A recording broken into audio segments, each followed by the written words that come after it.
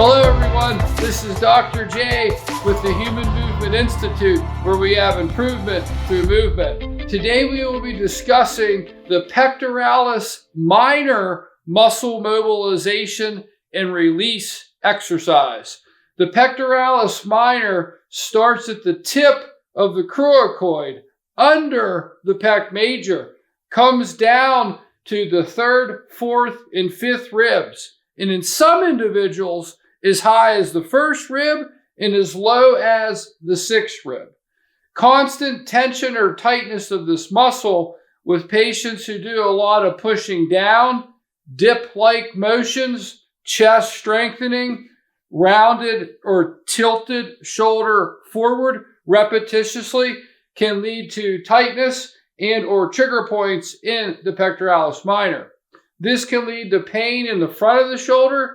It can cause chest pain, and it can even radiate pain and or numbness and tingling down to the ulnar border of the forearm and even into the fourth and fifth digits. After the brachial plexus goes through the scalene triangle and under the clavicle, it slips under pectoralis minor.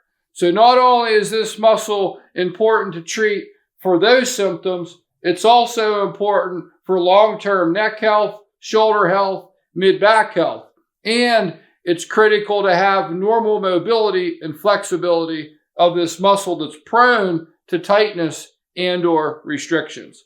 The lowest dose can be done in standing, where we grab or squeeze the pectoralis major, slip up under it to get on those upper ribs. Here I can find the end of the pectoralis minor where it inserts on to that third and fourth and fifth rib. I can do active release technique by contracting my periscapular muscles with scapular retraction and depression as I release the pectoralis minor. I can mobilize it with fiber and or cross fiber as I work through different ranges of motion, particularly with shoulder extension, horizontal abduction, and or flexion. This can be progressed to a higher dosage or the most highest dosage onto the ground, a mat, or a table. Here we can hit the pectoralis minor both directly and or indirectly. Palpating the pectoralis major, I can go under it and put my self-care mobility tool on the pectoralis minor. Depending on your size, you might need a smaller ball versus a larger ball, and or there's other tools that can help us reach this area. I can start by rolling the muscle with fiber or cross fiber, but then I can also tack and twist and shear the muscle. This is much more aggressive. If you do cross fiber on a muscle, it is the most aggressive. This is known to cause some tenderness and even some pain at first, but as the muscle becomes more mobile, more malleable, more oxygen to it, then we will feel much less pain with our self-care mobility. This can be progressed by doing arm movements into a V, T, or Y position. I like to mimic the function that I will be doing that day as I prepare for a workout or activity.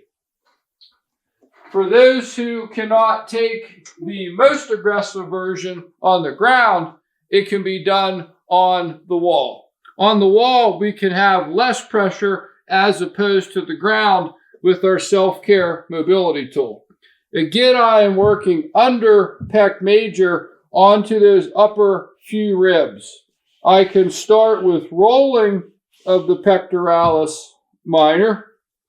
I can also contract and relax the scapular muscles to further release the pectoralis minor.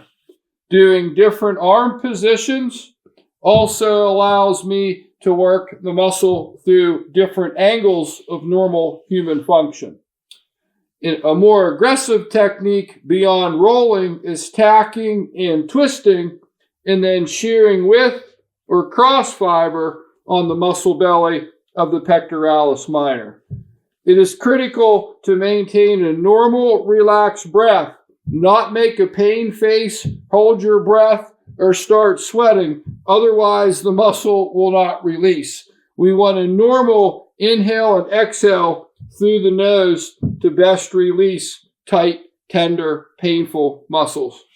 I can also work indirectly through the pectoralis major down to pectoralis minor. I find the anterior deltoid slip into the groove of where the pec meets the deltoid, relax pec major, and sink down to the coracoid.